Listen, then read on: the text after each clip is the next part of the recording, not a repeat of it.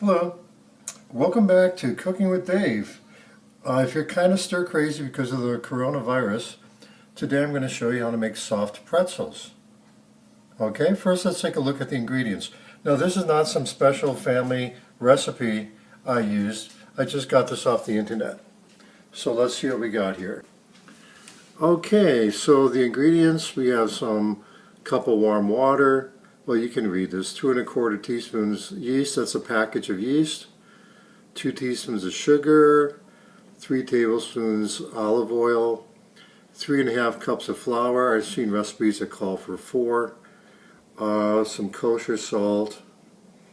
Regular salt, just the same. Some water, baking soda, and some coarse salt for sprinkling.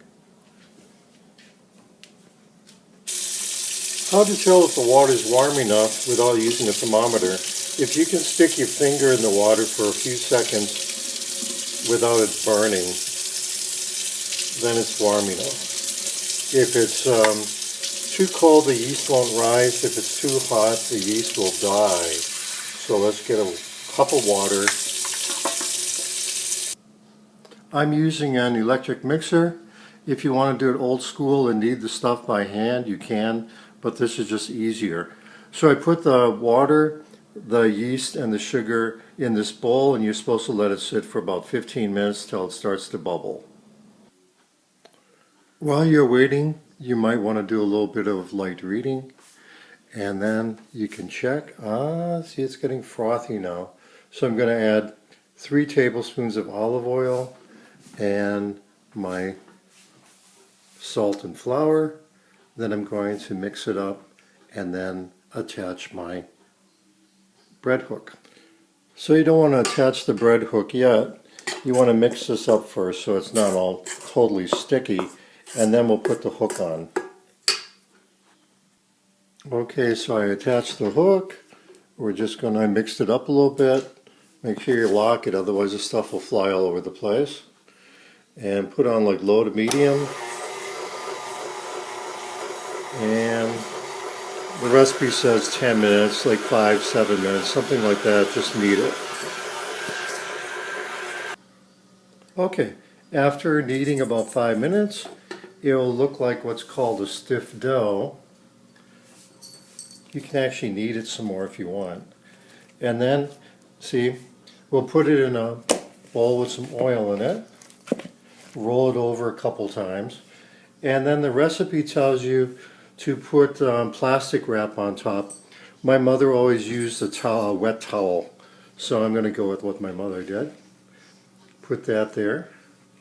And then you want to let it rise in a warm place for an hour. You don't want it too hot, because then it will dry out. If it's too cold, it won't rise. So let's go. Here's my living room here. Looks kind of ethnic. I'm just going to put it on your radiator if you have one. Otherwise you can like heat up some warm water in your oven and let it sit there without the oven on, of course, for like an hour. Okay, so it's been about an hour, and you can see the dough has risen. It's supposed to be like twice as much. Like if you stick your finger in there, you see how it doesn't come up right away? So what we're going to do is roll this out, cut it up into 12 equal pieces, make each piece into a rope like about 20 inches long. So I have my ruler there. It says to line 2 pans with parchment paper.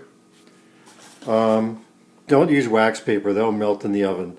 If you don't have parchment paper, you can just put some spray or something on the pan.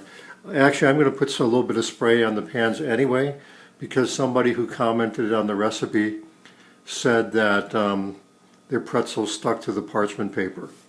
And I put in a 1/4 cup or so of baking powder into 3 quarts of water. So once we roll out the pretzels and form them, we're going to put them for 45 seconds into this water before we put them on the pan and bake them. So the purpose of the baking soda is not as a leavening agent, but just to give it some flavor and to make the pretzels have a nice color. Okay, it's kind of hard to show you how to knead with just one hand. I was going to get my wife to help, but she's upstairs watching TV, so she won't help. Just kind of turn it. With the two hands it works better. This is just kind of even it out so it's nice and smooth and it doesn't look lumpy. And then I'll show you the next step. Okay, so I cut this up into 12 pieces, approximately equal. I'm going to take each piece, roll it into a ball, and then roll it into a long string and make it into a pretzel. So I'll show you what that looks like in a minute. Okay, so after some work and some pinching and pulling, I got this to about the right length. Oops, sorry about that. Okay, now you're going to kind of twist in the U shape and then twist it together to make the pretzel. So here's my first pretzel. I have to make 11 more, then I'm going to boil each one for just 45 seconds in the water, put them on the pan, put them in a preheated 450 degree oven and bake them for 10 to 12 minutes. Okay, so I managed to get 12 of these rolled out. This is actually the most time consuming part, is rolling them out. And I'm going to wait for my water to boil. Then again I have to do each one for 45 seconds, turning once, and then I'll put them in the oven. At this point, you should also be a little bit sweaty or else you're not doing it right. Okay, I boiled them for 45 minutes. The recipe didn't call for it, but I also put a little egg wash on it. I mixed an egg up with a little bit of milk and just used a brush to brush it on, and then I put some coarse salt on top. So now these go into the oven for 10 to 12 minutes and cross your fingers. Okay, this is 12 minutes later and let's just see if they're burnt. No, nice, nice. Okay, I'm getting ready to make some spaghetti, but I think before you watch that video I have to make a video on how to cold pack tomatoes like my mother used to do. Okay, enjoy baking.